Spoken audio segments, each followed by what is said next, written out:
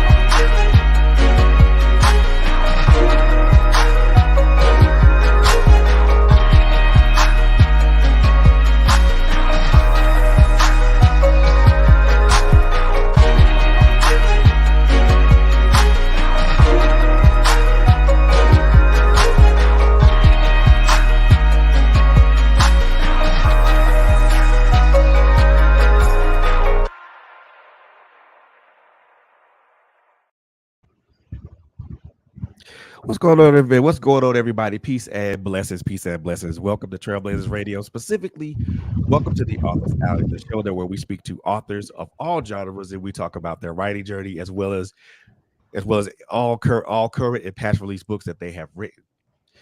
Well, thank you guys so very much for tuning in to us and rocking out with us today on a Sunday afternoon. You guys could have been anywhere else, but you were right here with us. We most definitely appreciate that part of it. Just to give you guys a quick reminder to continue to like and follow us on all our social media platforms: Instagram, YouTube, LinkedIn, Twitter. We're also on Patreon. We also have a Linktree page. Both of those pages are coming soon. We also have a website, which is www.trailblazersradio.com. And we thank you guys for following us, man. We thank you guys for your listenership and your viewership. It is so very much appreciated, man. We do thank you for that. Also, just another reminder, just to make sure that you follow us on all streaming audio platforms: Spotify, Google Podcasts, iHeartRadio, Amazon Music, Apple Podcasts. We're also too on Stitcher and Deezer Radio. So make sure you follow. Make sure you follow us there as well. And again, like I said before, we thank you guys for your listenership and your viewership. So we thank you guys so very much. It is greatly appreciated, guys. So thank you so very much. The last thing that I do want to throw out here um, before we go jump right into the show today, as we always stated, as we have always stated during our shows, at least very recently, we have a GoFundMe going on for our sister Coco Fenton. This is in regards to some life to a life saving to a procedure that could save her life, but also improve her quality of life.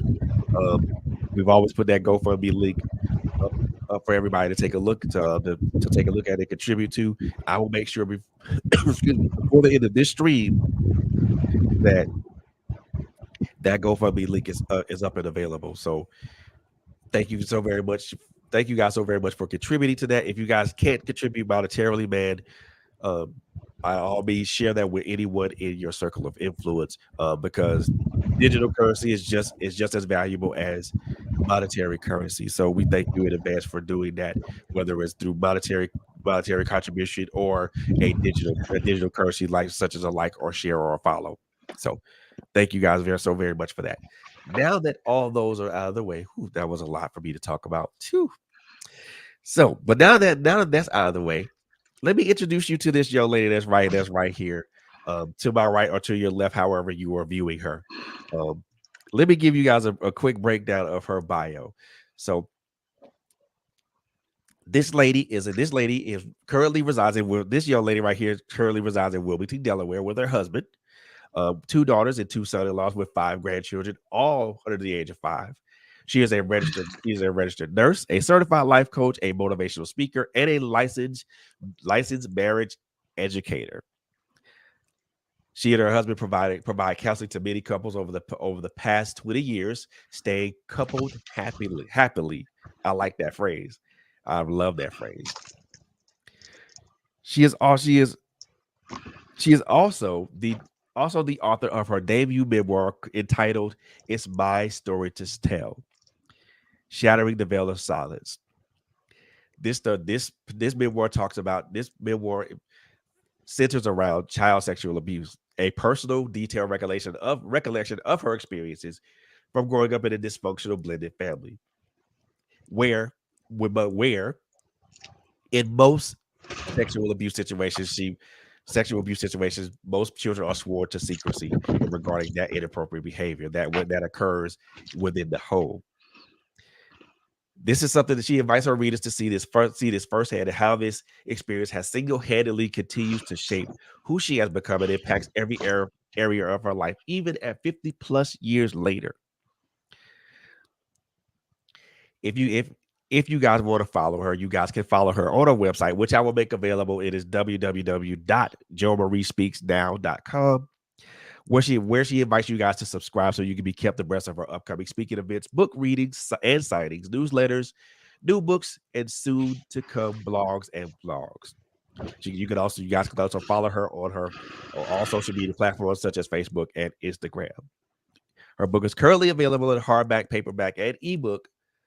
It can be purchased on Amazon, Barnes & Noble, Walmart, and Doris Publishing, the Doris Publishing website, or the preferred way by shopping on her personal website, which is listed above. And I will make sure I'll make that available for you guys before the stream is ended.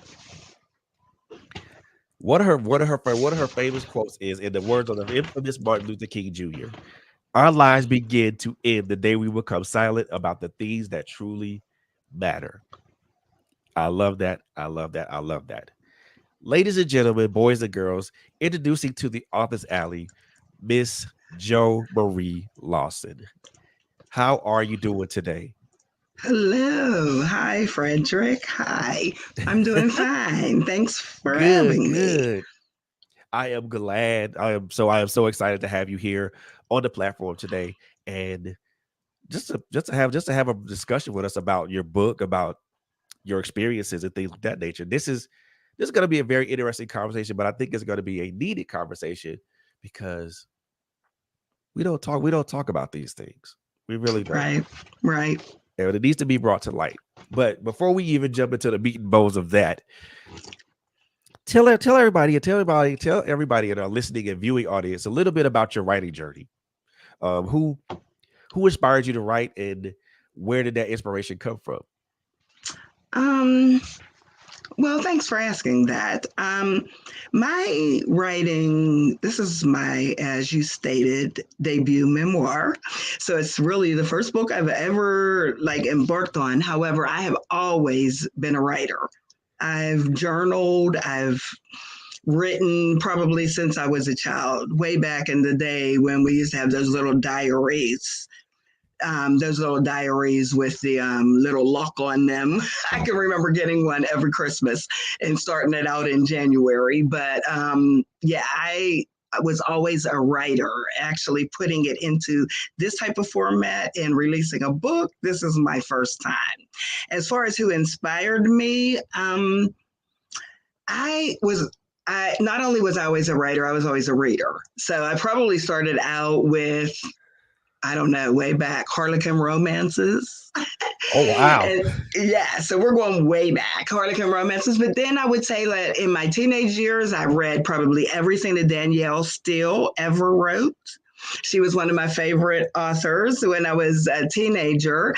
And I guess when I got in, I don't know, like college in my 20s, I got into John Grisham, James Patterson, Tom Clancy, Wow. that those type as far as crime dramas and different things like that. I love even those kinds of movies and stories. So I did read that. Once I got married and started having a family, I leaned more towards like Toni Morrison and people who wrote about the African American family Ah, got you.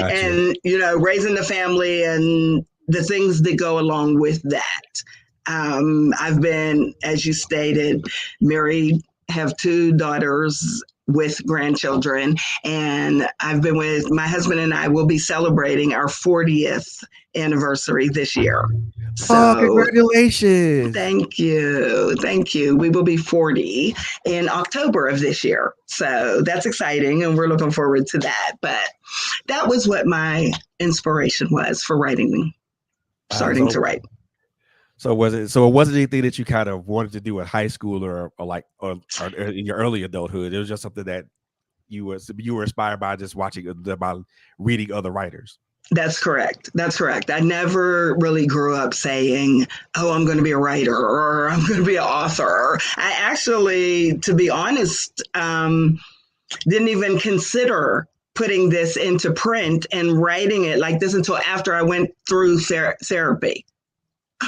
And in therapy, there was a whole lot of things that came out. And when they did, and I released them and the freedom that I experienced after that, I was like, I have to tell others about this. I have to release this because the feeling that I had after doing so, I just wanted to share that with other people.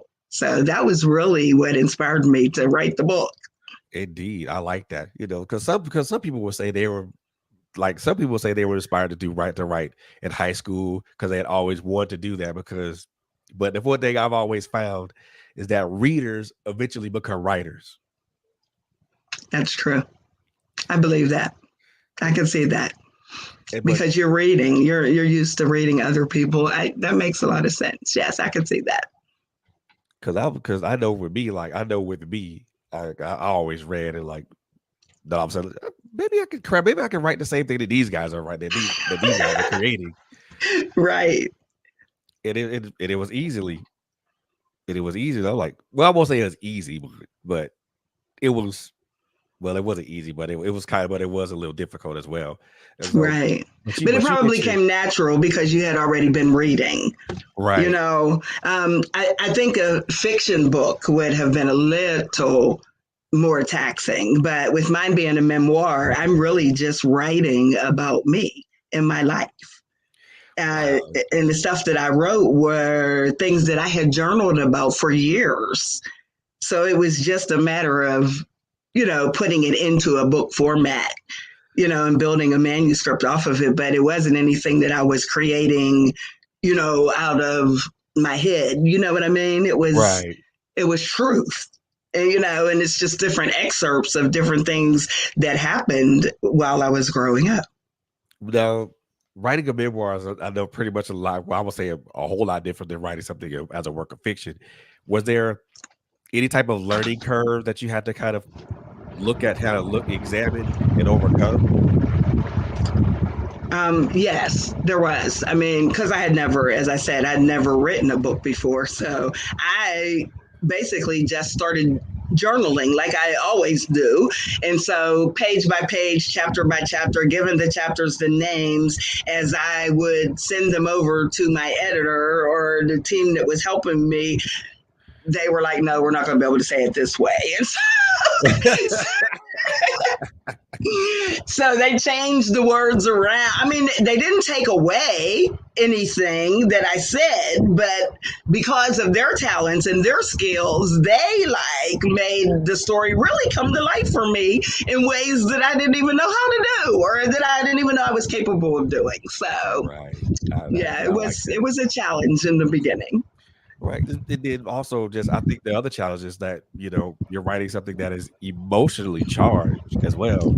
Absolutely. And I think with anybody who writes something that is based upon I won't even say some level, but a level of truth, there's always going to be some a strong emotional charged content in those as well. Right. How did you handle those? How did you handle those instances to where you did come across a specific part of your book to where it was emotionally challenging? How did you overcome those challenges? Well, thanks for asking that. Yeah, it really was. There were times in different parts of it that I wasn't sure how deep I wanted to go. Right. And so I found myself writing it first, like on the surface, and then I would like go a little bit deeper, go a little bit deeper. And when I'd have to step away from it.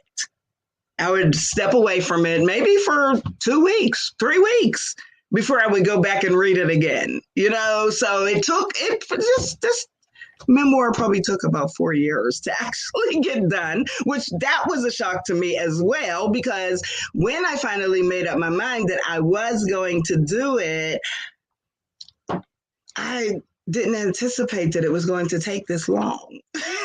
So that was a surprise.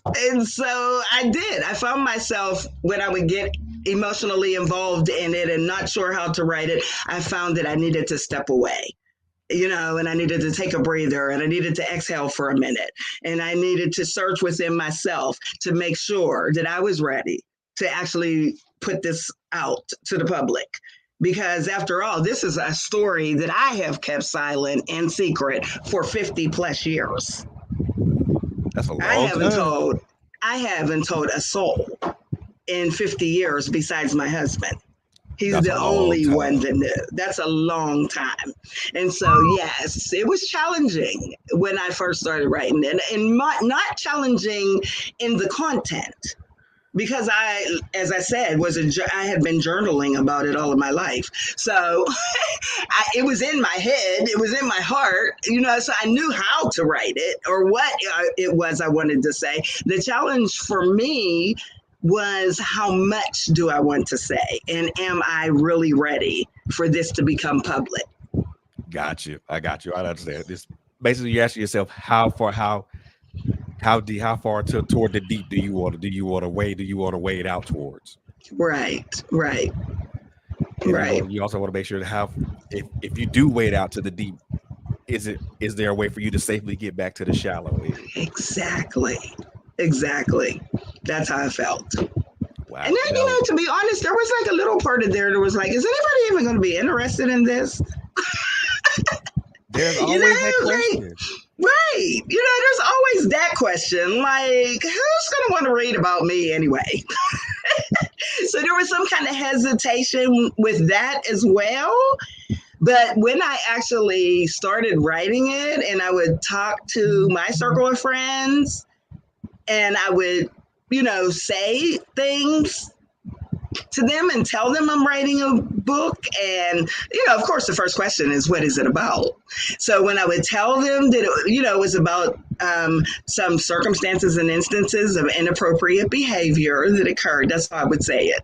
Inappropriate behavior that occurred inside of my home when I was growing up. That's how I would put it when I would tell people. I'm telling you, Frederick, 85 to 90% of the people who I told, their response was, after the initial shock of it, because they had no idea, their initial response was that exact same thing had happened or similar had happened to them or to someone that they knew. Wow. 85% of the people. That empowered me. That it was an encouragement for me to know that there are more people and there are people out here, because I don't see a whole lot of books out there about it. I don't see a lot of people talking about this kind of stuff on social media. They talk about everything else. So I was thinking for a long time that I was by myself, or there weren't many of us out here. But as I started my research and I started talking to people about it, I was very surprised to find there are millions of us out here. Millions. There is. A lot. A lot. And that I found empowering. And it was the fuel that pushed me forward. That's the force that kept me going and saying, I have to do this. I have to do that. I have to get this out here. That's the fuel that stoked your fire. And I like that. You know, and I think when we look at when we talk about stuff, books like that are like that are based upon actual events, you know, I think so. I know if that was me writing something like that, I would want to be like really careful about naming people and stuff like that, because there's this thing in the back of your mind that you want to protect people, but then there's also this thing in the forefront of your mind, like, why the hell should I protect them? They violated me anyway. So why? So they shouldn't get benefit of the doubt. Right. That's real. That's real. And I did think about that. And it's funny that you should say that. The operative term that you used in that statement was protected, because for 50 plus years, I did protect it. I protected the secret. I protected what happened. I never said anything. I was very quiet about it and didn't share it. I was basically sworn to secrecy. By the narrative that ran through my home growing up, and as I have learned, ran through many homes and still does to this day, that what goes on in this house stays in this house. And we don't air our dirty laundry in public. Okay, how many of us grew up with that narrative? That narrative happened and was allowed to continue even when inappropriate behavior was occurring. Yeah. And I was sworn to secrecy because of that narrative. And so I was afraid to tell. And I never did. And so it became it almost became, I heard someone say this lately, just recently. She said that, and I'm going to give her the credit because I'm not going to take credit for her. Her name is Goldie Taylor.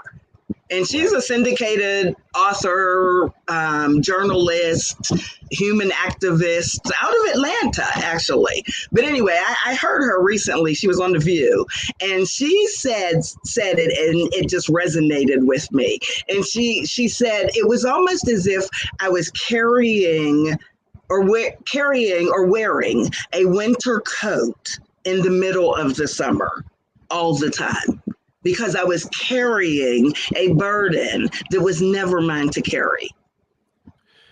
It was never mine, but I felt that I had to protect the family, and I had to let the not let this get out, because we had this family image that we had to keep up. And so it became my responsibility to keep that quiet. And that's exactly the way that I felt. Like I'm the oldest of six. I should say six. I'm the oldest of six siblings. 5 of us lived in one house, but I have a half brother also that didn't live with us. But I felt, being the oldest, that it was my responsibility to protect everybody. Wow. Not just my siblings, but my mother, my stepfather. I had to be the one. And so I didn't tell anybody. And that's why when you said protect, you had the feeling that you wanted to protect and you didn't want to tell the names. I had to release this because that was part of the problem, is that I was protecting, and I was protective of everyone. Now, I was very cognizant of that. And in the book, I did not use names. Right. I did not use their names, to protect the innocent, more or less. So I do name people in the book, but I don't use their natural names. So on purpose, because I did, not out of protection, but just out of, character. I didn't want to put their actual names in there. Now, if you know me, those who know me and know my family and know my story, they'll know who I'm talking about. Right. Because of the names, but it's not the natural given name that I used in the book. Understood. I mean, now that we segued into that now. I mean, I just I guess the thing of it is, I mean, you probably could answer this for me. I mean, if there's an answer available for it, why is it so? And I look at it as something that is, as a whole, us as a people as a whole. Why is it that we, when it comes to those traumatic experiences, why is it that we keep that all we want we say, well, what goes on in this house stays in this house? Why do we do that? I don't know. I really don't. I really don't. I think that it's a generational thing. I think that it's not something that we came up, with on our own. My parents said it to me because their parents said it to them, because you know what I mean. I think that I really think that it's a generational thing. But if I were to say why, I just think that they didn't want secrets out. The whole time growing up and different, even as I've gotten grown, there's always that like strange uncle or aunt that's in the family that nobody really wants to talk about. Oh, he's just that, or he's just this. And we just don't really talk about exactly what he does or what he did. And I don't know. I don't know why we feel that it's necessary to protect this. And I just feel now in 2023, when everybody is more or less coming out of the closet in so many ways, telling their truths, releasing their truths, letting people know what went on with them. I think that the time is right now for that narrative to stop. Exactly. I feel it's time. I mean, especially in view of the fact that we don't even know where it came from or why we continue it. It's time for it to stop, especially when inappropriate behavior is going on. Oh yeah. We don't want anybody to know what goes on in our house. We have an image that we need to keep up. Yep. We want people to look at us in a certain way or think a certain way about us regardless. And we're afraid that if we tell the truth or if the truth gets out there, then people will feel differently about us. Something will happen as a result of that. There's retribution that goes along with it. I often said, when I was doing my research and found out that there were millions of us out here that have this same or similar story, I found out, I often thought, like, why don't people tell? So I'm like, it could be because they told before. Maybe they did tell somebody and they weren't believed. Or maybe they told somebody and it didn't work out, the way that they thought it should. Or maybe they were blamed, that made to believe that they brought it on themselves. I think that the main reason that people haven't said anything up to this point or haven't or don't do anything is because we didn't have a platform by which to release it. It's not true. Like it's open conversation. Like I said, it's not something that you see people talking about on a regular basis. So the platform was never available, a safe platform, judgment-free zone for us to be able to express what it is that happened to us, because it's not talked about. So I dare say that that's the real reason that we haven't heard. And the second reason that I think is because in my research as well, looking at all of the, how can I say it, national organizations that are out here to talk about abuse. Yeah. A lot of them have different definitions of what child abuse is. There's not like a set position set definition that says this is child abuse. So I think that there's a lot of people, and there's a lot of people that I spoke to during this, and even since I have written the book, that didn't even realize that would be considered child abuse. Wow. Because if it's not totally, sexual or penetration or, anything like that, then no, it's not child abuse. But that's not true.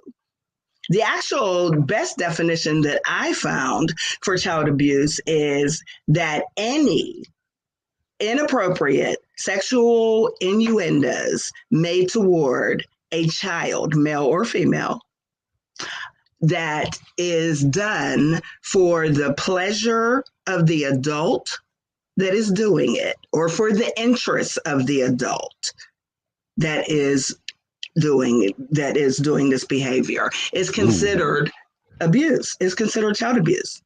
Right. It does not have to. It does not have to include force. It does not have to include penetration. It does not have to. It could just be touching. It could be pictures. It could be showing a child body parts. It could be anything like that. All of that is considered to be child abuse. Yet, if you look up the definition to what is child abuse on most of these sites, a lot of them have a different definition.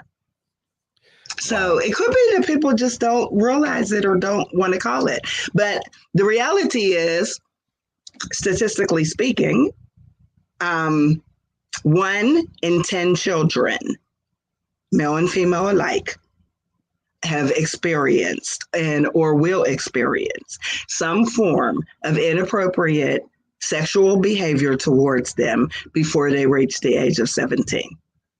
Jesus. That is, even though it looks like a small percentage, it actually is a large. It actually speaks to a larger issue. Speaks to a larger issue. Right. It speaks to a much larger issue. I would even dare say that we have a global crisis going on. We have a global crisis of pandemic proportions that is occurring, that is larger than even the coronavirus that we just went through, that continues to go largely unaddressed and ignored in this society today. And it needs to stop. It needs to stop. I am in absolute agreement of that.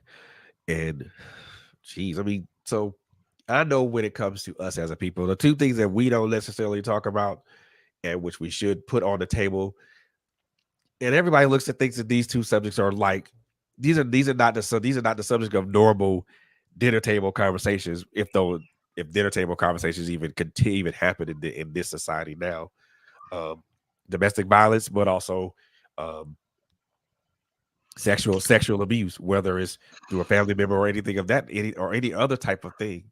So if we don't talk about that, because it's always this quote unquote what happens in the family stays in the family. But why would you want to keep something like that in the family? There's whose image are you protecting? Whose image or whose personality, or better yet, whose person are you trying to protect? I don't see the problem. I don't see the issue in trying to. What I take issue with when it comes to that type of thing is someone violates you, they violate you. It doesn't matter whether it was a family member, or a total stranger. That person needs to be brought to account. But then you have the matriarchs and the patriarchs of the family that'll say, nah, keep that under the rug, keep that under wraps, because you don't want to bring. Because they did make like say, if you do come forward, it's almost like you're bringing dishonor to the family by doing that. Right. That's basically what it is, and that's how you feel, especially as a child. Yeah. That you are bringing dishonor to the family. But again, I say that it's probably fair. I can let me speak for myself, okay, right. And my family. I come from a blended family. My mother was married before. She had 2 children, got divorced, and then remarried again when I was 6 years old, and my brother that's under me was 4. Right. She married again, and my stepfather, after her and my stepfather got married, they had 3 more children. So that's how we became a total of 5 blended inside, underneath one roof. Because she had already gone through a divorce. Right. And had 2 children and had to move back home. Now, at the time that this was made known, at the time that I disclosed what was going on to her, she had 5 children at that time. Wow. So 5 children. At the time that I disclosed it to her, I was 12. So she had 5 children under the age of 12. She wasn't even working at this point. She was a stay-at-home mom. So to think that she would have to disclose this and ruin her relationship and ruin the family. My mother was very proud, and family image was very important to her. Wow. And so to tell that story publicly would have probably brought so much angst to her that she just could not do it. And who knows? I mean, she has passed on now. Who knows? Because as I say, it's generational. Who knows that something similar or same didn't happen to her or someone she knows. And that's how it was handled in her family. And so she did what she knew to do and all she knew to do at that point. So I don't hold anything against her because, of it, because I feel like she did the best that she knew how to do with what she was given. And she's not here for me to ask her, did she? There was often times when I was writing it that I wished, or no, not even when I was writing it, when she was still here, that I could have the nerve to come out and ask. I always wanted to, why we never talked about it again, why we never, said anything, because when this happened to me for a span of 3 to 4 years. So from the age of probably 8 and a half until 12, when I finally told my mother. Right. And so once I told her, it ended, basically she told me swore me to secrecy, that we're going to handle this and this is not going to happen again. And, and I say all of this in the book, but exactly what happened. She had me face him, or had him face me, and tell me, that he was sorry and apologize and that this would never happen again. And then she said, now that we have this all out in the open, we are never going to have this discussion again. We're never going to talk about it again. And what goes on in this house stays in this house. And we don't air our dirty laundry out in the street. What? And that's what happened. Wait. So, and now I'm going to be perfectly honest with you. I was only 9, 10, 11, 12 years old.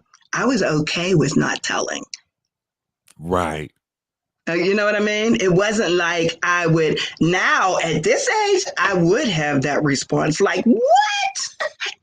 But at 9 or 10, I was like, hushed about it. The response that I received, now you have to understand that I am coming from a place where my biological father was not in my life. Right. My stepfather was the only father figure that I knew. He came around when I was 6 years old. Wow.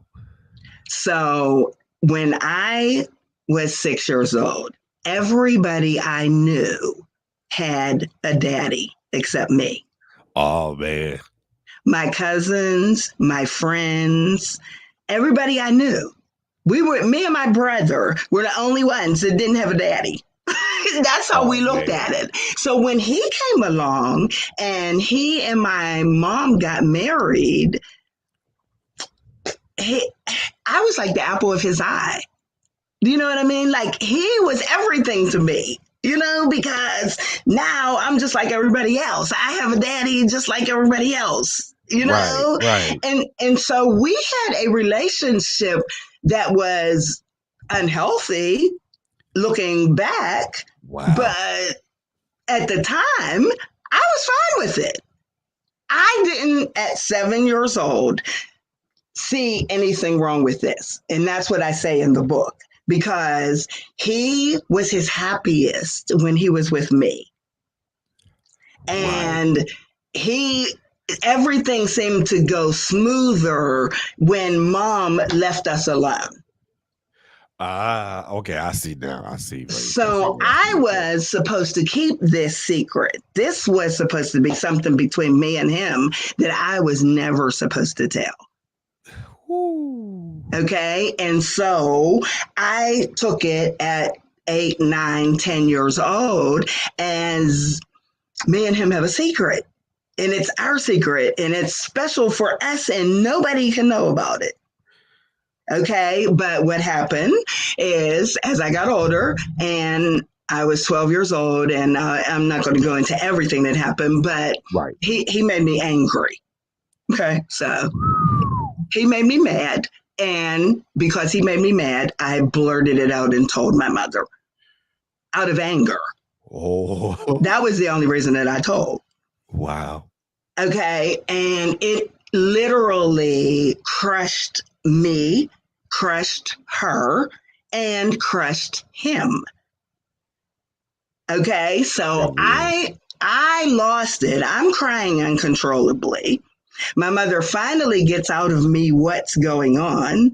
I tell her, she's angry, and now he's crying uncontrollably. And I'm forced to sit in the room with them for him to apologize to me and tell me that that was wrong and this should have never happened. It will never happen again. And I am like devastated because I have now told something that I promised I would never tell. And look Oh, what's wow. happened now. Now you've really messed up. This is what's going on in my head at the time. Now you've really messed up. You say that he was happiest when he was with you. Now you've made him sadder than he's ever been in his life. Now look what you did. You've ruined the whole family. That's the Wow. kind of stuff that happened in my head. So I didn't want to tell anybody. Wow. Because when I finally did tell someone, it didn't turn out real well for me. It wasn't a great outcome for me. And so I wasn't real ready to tell anybody else. So when she swore me to secrecy and said, we aren't going to talk about this, I was okay with that. And Wow. it never came up again. Never. When I say never, I am Never. telling you, Frederick, that if I didn't think that I was crazy, I would honestly believe that this never even happened. That's how quiet and silent this secret was kept in my household. Wow. Jeez, that 50 plus years is a long time Yes, to it is. carry a burden that was really honestly never yours to carry to begin with. Um, and then once I'll walk back just a little bit to the point of the apology and then the oath of secrecy. When he apologized to you, what did you feel that it was sincere? Absolutely. Absolutely. Okay. Yes. That apology was absolutely, even today, I would say that apology was sincere. And then the oath of secrecy, you know, I don't, I'll say this, I've always said this about that publicly, and I'll say this again, if something happens, you should never try to swear somebody, especially something like that. You should Mm, never try to force somebody to keep something secretly right, because it's already happened. Now to me at that point, it's about exposure. right. But But But like, as I said, I was okay with it because I was a child, right, of course.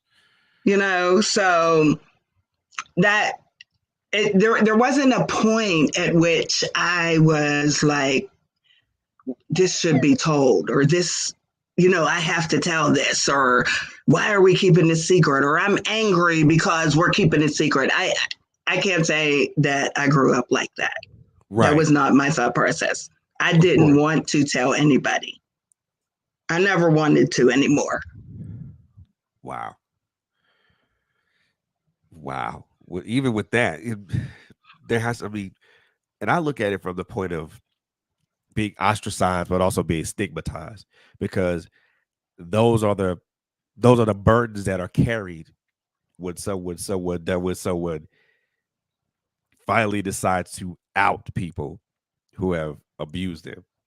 Because now there's this, now it's almost like you have a target on your back, or almost like you have something, a target on your front, because now you put those people out to accountability and stuff like that. Now it kind of gets to the point to where people will point at you and be like, "Yeah, you don't want to go around Jo Marie. She said something that she wasn't supposed to say about, she put family secrets out there to the public, and now it's almost like you're looked at as the black sheep of the family because you went out and did that. Now, Mm-hmm. because you put this memoir out several years later, is there a feeling of feeling like being ostracized or stigmatized because of that? Do you feel that particular part of it? No, I can't. I can't really say that I feel that part of it. For me, um, not telling. For me, for me, the abuse was twofold, or maybe even trifold. Physically, it happened to me, yes, but Right. I feel at times that the emotional and spiritual part of it that occurred after I told was far worse than the actual act itself. Oh wow. Yeah. Oh yeah. Because once I told, I wasn't blamed. I definitely wasn't blamed. My mother did believe me. However, by her not supporting me, for lack of a better way of saying it, um, by not telling and just having everything go back to normal as could be, it was almost like a rejection. Do you know what I mean? Right. So I experienced that. Now, this is the only reason that I can even say any of this is because I went through, my therapist brought all of this out. Right. I didn't know I was experiencing this, but it really what ended up being a form of rejection where Wow. I was not accepted. I was not what my story was not accepted. My story was rejected and it was made to be quiet. And then afterwards, it was more or less like he and I could never be in the room alone together again. Right. So if ever we're sitting and watching TV and all my siblings are there and they should all leave the room and I'm the only one there in the room with him, he would say things like, "Oh, let me get out of here because I don't want to hear your mother's mouth." Oh wow. Or if I sat on the couch beside him, he would say, "No," he would get up, "Get away from me. I ain't trying to hear your mother's mouth. No, you just stay over on that side. I'll go on over here." So it was almost like an abandonment as well. Change the dynamics So, of the relationship. yes, it changed the whole dynamics of everything. And so it was a rejection, it was an abandonment, it was those feelings to me were stronger than the actual act itself. And so I still, like I said, even with that in the growing up, I still didn't know how to handle those feelings. Do you know what I mean? Like I didn't, I mean, of course I wasn't exposed to therapy, you know, Right. Of or course. the ability to ever talk to anybody about it, being made to be quiet about it. I just learned how to internalize the feelings and to just show up strong no matter what.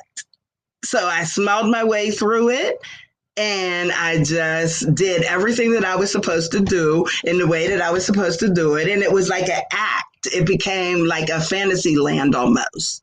Wow. Like it became, you have to do this, you have to show up. And because that's the only, by default, that was the only way that I knew how to handle it. And I did that so much that it developed unhealthy coping mechanisms within me to the point that that's how I showed up for everything for the Oh, rest of my life. I just went through the motions and did what I had to do. You know, and it became a part built into the character of who I became. right. Nobody understands that those effects are cumulative. Right. Exactly. Exactly. And when I do have to point something, I have to go backwards for a minute. I have to point something out that was also brought out in therapy. Um, when I told you already, I told you that my mom got divorced when I was 6 years old. So from the time that I was born until the age of 6, my name was Jo Marie Lawson. Right. Therefore, that is the pen name of the author for this book. Oh, wow. Jo Marie Lawson was my given name at birth. And I was named that after a friend of my mom's in high school named Jo Marie. She named me after her. Lawson was my biological father's last name. They were married Right. when she had me. When I turned 7 years old or 6, well, they got married when I was 6 or 7. Sometime in that time, she decided that she didn't want all of the kids in the family to have different last names. Wow. So she went to court and they took me to court as well. And I remember this. They took me to court as well and changed my name. Let me say that Jo Marie was what my given name was, but everybody started just calling me Joni. Okay, so when I was like 3, 4, 5, everybody, my nickname was Joni, Got even it. though my real name was Jo Marie. Well, when I got to like second or third grade, I actually went to court and had my name changed. And my stepfather's last name was Jones, and everybody was calling me Joni anyway. So she changed my name completely. My first name, Jo Marie, left. My first name became Joni. And my last name, which was Lawson, became Jones. So then Jody my name Jones. became Joni Jones, which I loved that name. It had a ring to it, right? So at eight Right. years Right. old, I was fine with that. Of Never course. even thought about it again. In therapy, it was brought out that I left that little girl back in that courtroom when I was 7 years old, and I have never gone back and gotten her. And my therapist was able to walk me backwards through that time and go back there and get that little girl who was still back there in that courtroom, Wow. abandoned, rejected, just left. And Wow. I was able to bring her forward, give her life again, and give her a name again. And so that's why the pen name of the author of my book is Jo Marie Lawson, because she really does exist. And she did. She was born with that name. Right. So I did need to say that. I did need to put that out there. So that I was a like name that. change too. I like that though. I like that because and you mentioned something that you said, mentioned something that I do want to point at. You went back to grab that little girl and to grab that little girl in the courthouse. I think that's an interesting way. I think that's an interesting thing that you did because a lot of us don't when we especially when we're trying to heal ourselves from traumatic events or situations, we don't go back to that little boy or that little girl that was abandoned in that situation at that time. A lot. I think the natural behavior when we go back to that little boy, that little girl, is to protect them. And for the way that I've approached it is, no, it's not protection. It is to snatch, to put that, to pull that, to glean information from that, for that person, but also to, you know, let them know, hey, look, I'm here. I apologize for abandoning you, but I'm here now. Most people's natural reaction will be to wrap their arms around them and protect that person. And I've always looked at it like, no, that's not what it's supposed to be. Because if you're trying to protect somebody, a part of you, or a person that's already been hurt. Mm-hmm. And Right. why would you want to protect? Why would you want to wrap yourself around somebody or an aspect of yourself that's already been hurt? Just accept that, and just, I won't say keep it pushing, because something that sounds so big, that sounds mean, and it also sounds a little bit impersonal. Mm-hmm. So I won't say that. Just, and that's how I've looked at it for my personal situations. Don't protect the person, just, because that person's already been hurt. The pain that they've already experienced. What it wouldn't make a logical sense for you to try to protect them again, because they've already been exposed to the pain. Right. But I love the fact that you said that you went back and you grabbed that little girl, because I think when you did that, a certain part of you was able to open up and say, hey, what?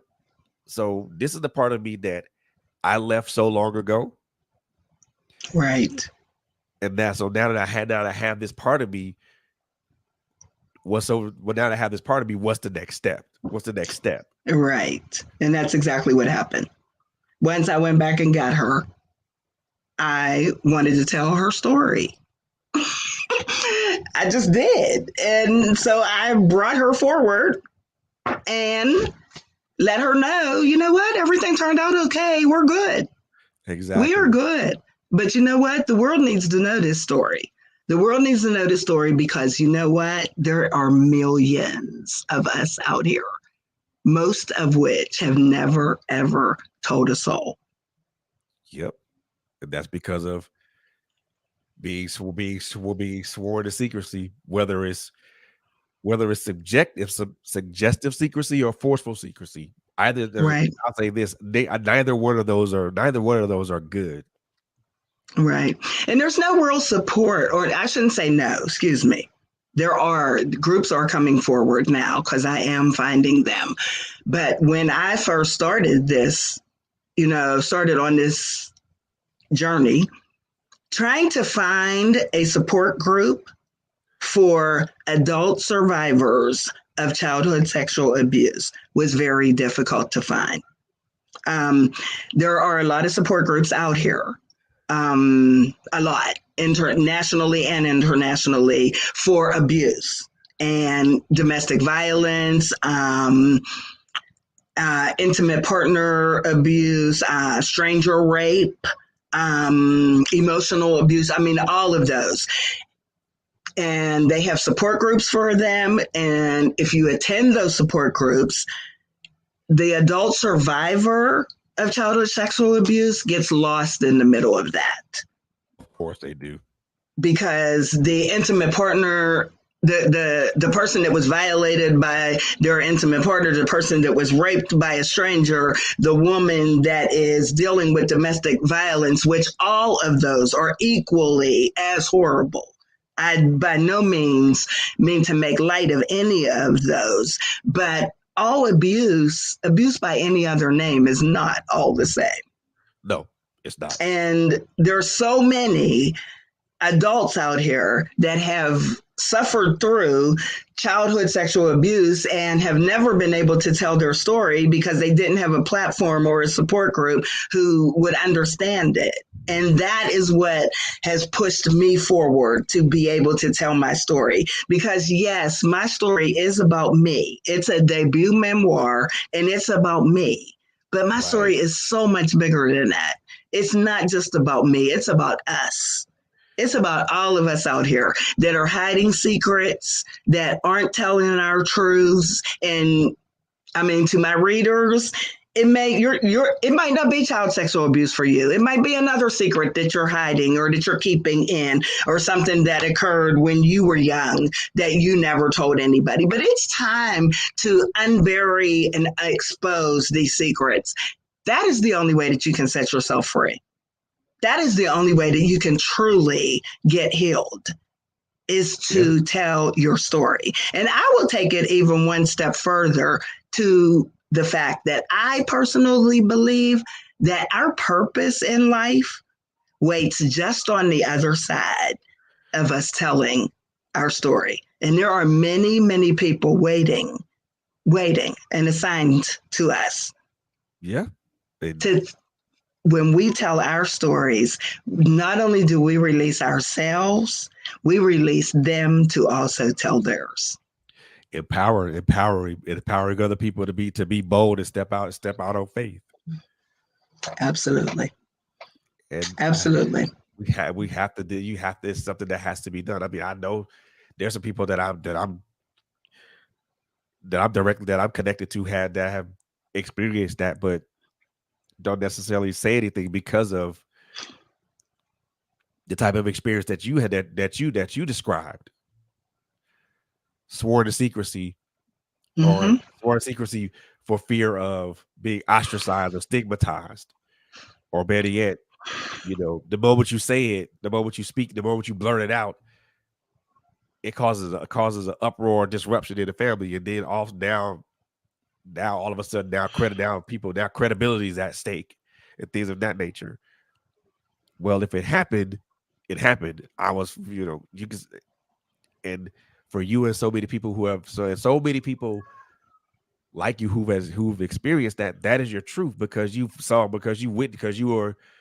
were a, not only were you a witness to it, you were a unwilling participant. And people always say, well, if you didn't do this or you didn't do that, then it wouldn't have happened. No. If the person that did it to me would have kept his or her urges in check, this wouldn't have happened. Or if they were more responsible or more accountable, this wouldn't have happened. I just, I guess for me, the line between that is really, really thin.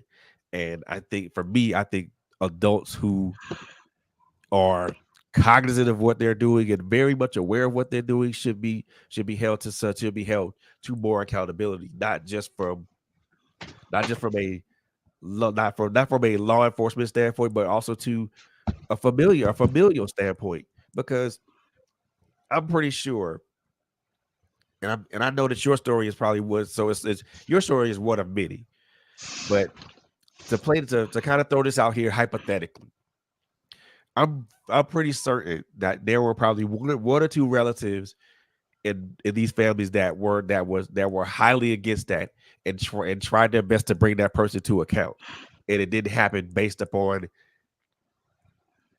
the matriarch or the patriarch of the family said, no, what goes on here stays here. Mm-hmm.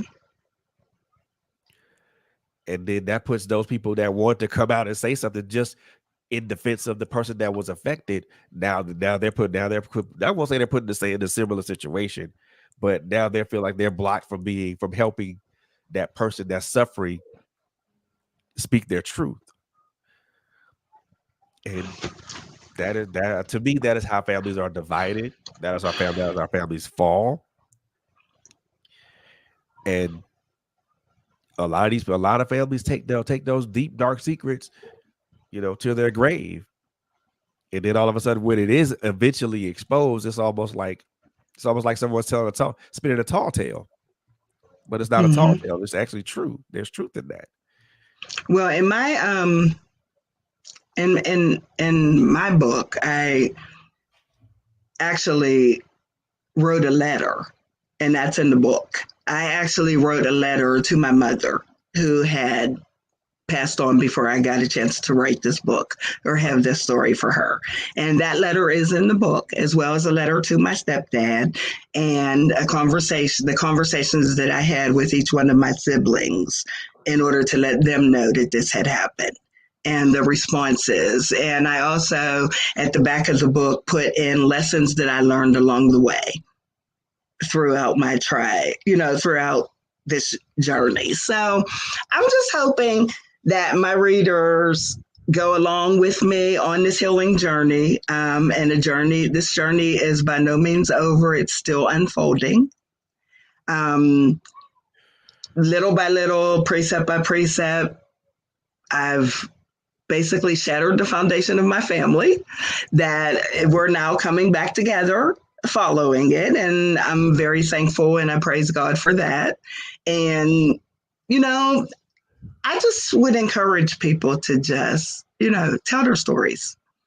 It's just a beginning for me. I don't know what else God has for me as a result of this, but I know that this is what I was supposed to do.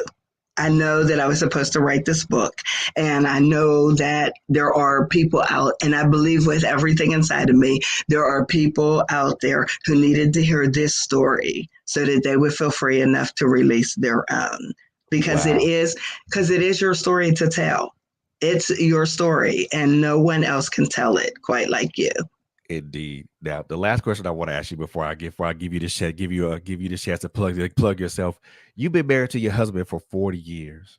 Yes. How important is it to have his support in this journey that you're embarking on? And were there any difficulties initially? Absolutely not. My husband is a gem. He's wonderful. I mean, seriously, if it weren't for him, I don't even think that I would have been able to write it, to put it out there. He's totally supportive. He's the only one who has even known anything about this in all of this time. He's the one that had to, as I said before, I showed up strong, smiled my way through all the Thanksgivings and the Christmases and the family gatherings and through birthday parties and all of that.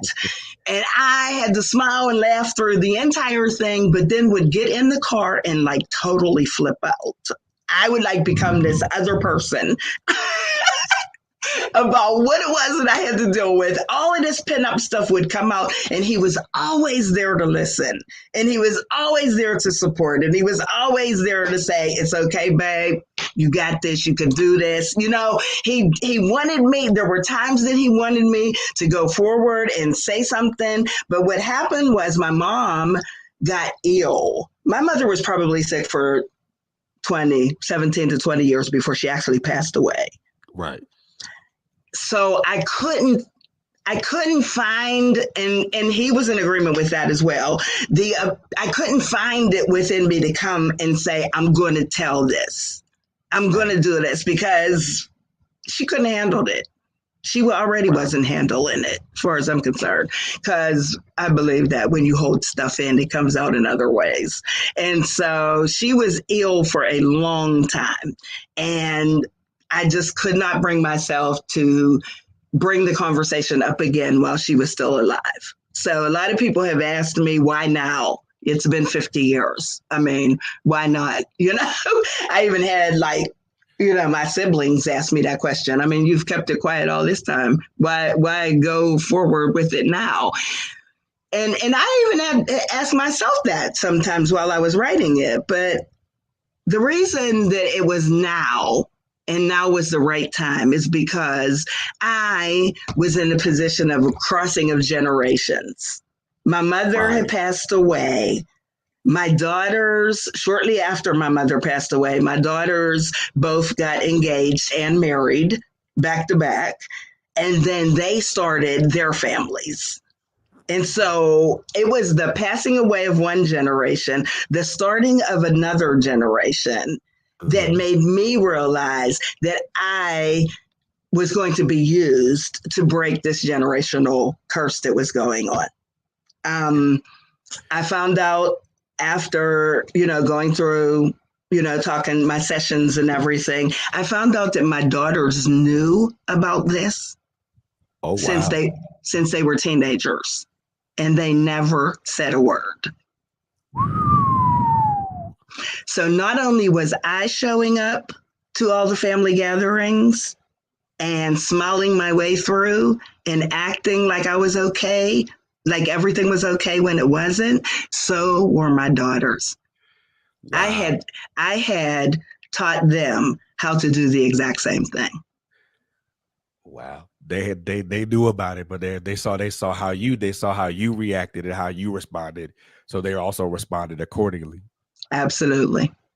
Absolutely. And then so when that generation of my mom passed away and they came along and I saw them practicing the same unhealthy coping mechanisms that I had practiced my entire life, I was like, you know what, the buck stops here.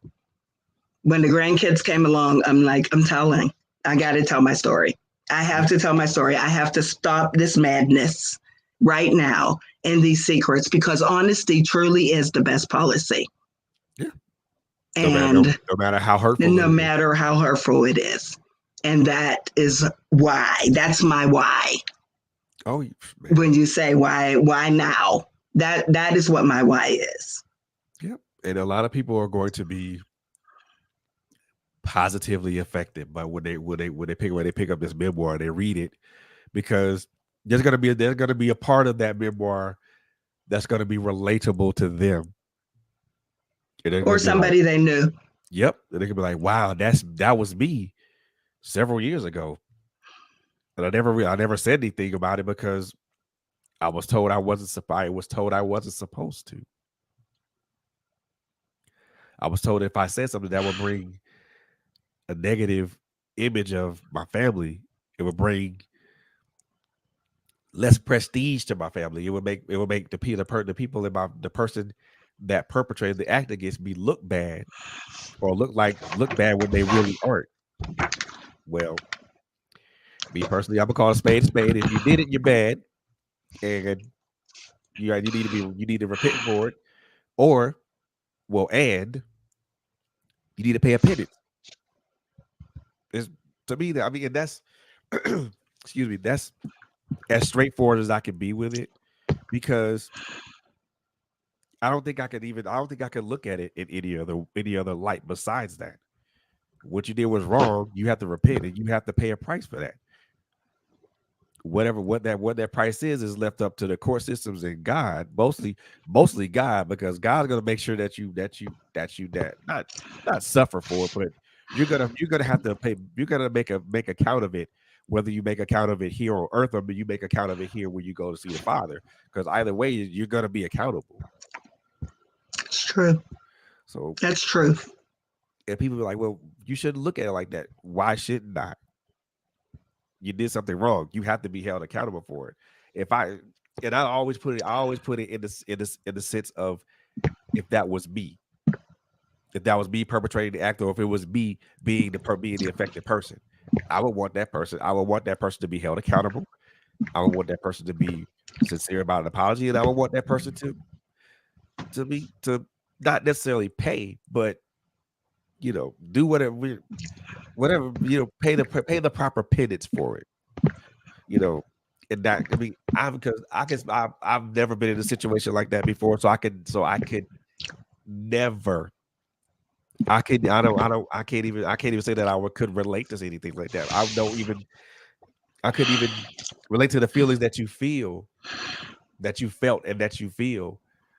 Number one, while going through, while it was happening, then while going through, and then still going through 50 some odd years later. But also while managing a marriage, while managing a success, managing being married to your husband for 40 years, and then having kids, and then having grandchildren. So that's a yeah. I could not. I could not. But for the grace of God. But God, and that's the only two But words I can God. think of right now. But God, Right. It's because of him. Because I have totally, even back then, I have totally forgiven my stepfather. Right.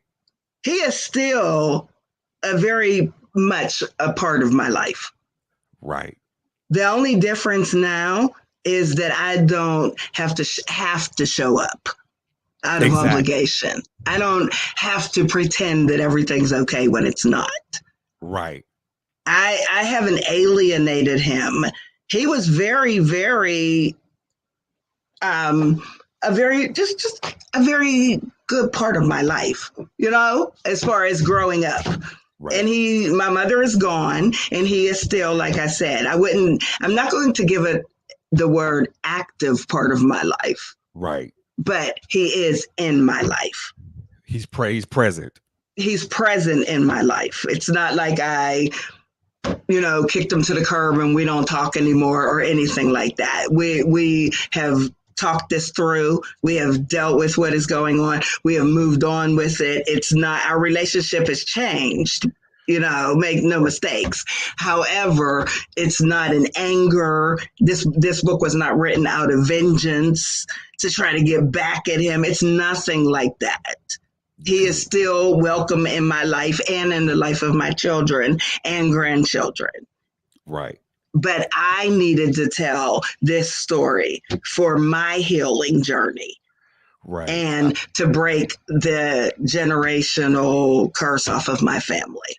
Indeed. And the other thing is the one thing that I hear in your voice, I hear a complete calmness about you right now, because even though it's happened, it has transpired, it is, something that you've dealt with for the longest of time, there's a very calmness about it. You don't have to show up if you don't want to, if you want to put distance to it, you can. There is an unspoken understanding there. Right. And that's good. That's God.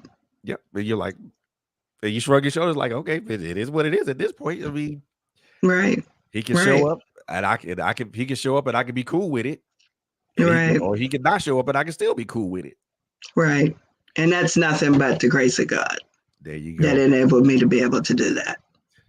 And I love that part. We don't give ourselves grace when we go through, or when we come out of whatever situation or circumstance or traumatic experience that we've had. We don't give ourselves grace. We don't say, I made it. And not necessarily pat yourself on the back, but just congratulate yourself for making it that far. Well, as I said, the journey is still unfolding. I have by no means arrived. Of course. And I still have moments, but I'm working through it with the help of the Lord. And I just want to be able to help others to do the same. Indeed. And you have a great support system in your husband and in your family. And that's the thing that's going to continue to get you to push through. I love the fact that you mentioned that your husband is so very supportive. Yes. He's wonderful. He's wonderful. He's a gem. Oh yeah. Those are dimes in the rough. You got to make sure you hold on to them right there. Absolutely. So I'm going to give you this time right now to give yourself a shameless plug. You can let our listening and viewing audience know who you are, the name of your book, where they can find it, where they can find the book at, and also where they can find you on social media. So you have this time. Okay, thank you. Again, I want to thank everybody who tuned in and everybody that will tune in to recording afterwards. I appreciate it. I appreciate you. It is a debut memoir. It's my first book, but it's certainly not going to be my last. I'm in the process right now of releasing a companion workbook that goes with the book, that it will be a walkthrough process to help others by letting them know the steps that I took to get to the point that I am, and helping to walk them through the exact same steps. So that will be coming out shortly. As Frederick said, I have a web page that I would love, a website for each one of you who hear this to go to the website and subscribe so that you can find out and be made aware of where my speaking engagements are and any future book signings or podcasts or anything else that I have going on. This is the book. The name of the book is It's My Story to Tell. And you can follow me on you can follow me on Instagram at Jo Marie Lawson.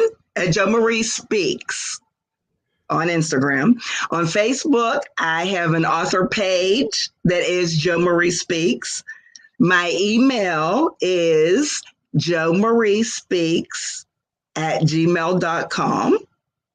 And the website is www.jomariespeaksnow.com. You can purchase the book. The book is available in hardback, paperback, or ebook. And you can get that at Amazon.com. You can get it at Barnes and Noble. It's also available at Walmart. And the preferred way is to order it right off of my website. You could just enter into the website and click on the radio buttons up in the top and hit shop and go ahead and purchase it. When you do so, you will see the workbook out there as well, but I haven't actually started marketing that. It's not yet available. However, it will be available soon. And again, I appreciate each and every one of you that took the time to listen or will take the time to listen. And in the infamous words of MLK Jr., we need to tell our stories because life begins to end the moment we get silent about things that truly matter. And our children matter, we matter, and most of all, your story matters. So tell your story and set yourself free. You'll be so glad that you did. Thank you. You are so very welcome. Thank you so very much for that. Like she stated before, man, her book is available on if you the best way to get her book is on her website. I'm gonna suggest that. Go to her website, jomariespeaksnow.com. Go to her website, hit that radio button, shop, pick up the book. Book can be sent right to you. But if you don't want to go to the website, it's all you can also go to Amazon, you can also go to Barnes and Noble, and it's on the Doors Publishing website. But the preferred method, like I said before, go directly to her website. Shop right. And even if you do go to the other avenues in order to get it, still go to the website and subscribe so that I could know who you are, stay in touch with you. You could stay in touch with me for future blogs, vlogs, and just future things that I plan on putting out. I want you to be a part of them. So even if you decide to go to Amazon or Barnes & Noble, please go to the website and subscribe and sign up so that I could stay in touch with you. Indeed. And the other thing that I want to put out here, that's something I put out to every author that I talk to, the importance of reviews. Reviews, whether they're good or bad, support us as writers. You guys have no idea of what reviews do for us. Right. First of all, we actually read these reviews, whether they're good or bad. These reviews are stepping stones to help us become better writers. It also helps us put out much more meaningful content to you. You know, and it's some meaningful and relatable stories to you. So if you're blessed enough, if you pick up this book and you feel that you were blessed by it or that it was relatable to you, by all means, leave the author a review. It means a lot to us. You know, y'all think that we don't read those reviews. We actually do. Yes, we do. Whether they're good, bad, or indifferent. You know, I looked at reviews that said that the stuff that I wrote was lousy. But I was like, but I take the positive into that and be like, okay, that's cool. Guess what? A chance for improvement.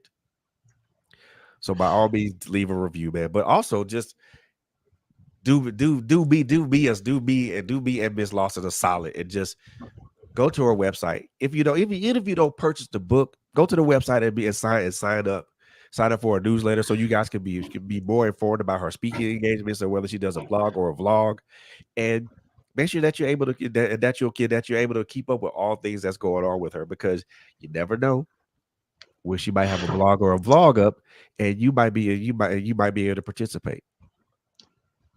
That's right. Thank you. You're very welcome. So, ladies and gentlemen, boys and girls, I want to introduce to you, to our viewing and listening audience, Miss Jo Marie Lawson.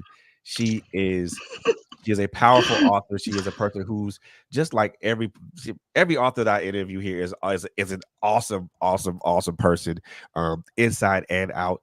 But they also have this, she also has this amazing memoir that's available right now that I highly suggest that you read, man. Jo Marie Lawson, the author of "It's My Story to Tell: Shattering the Veil of Silence." I highly suggest that you grab this memoir.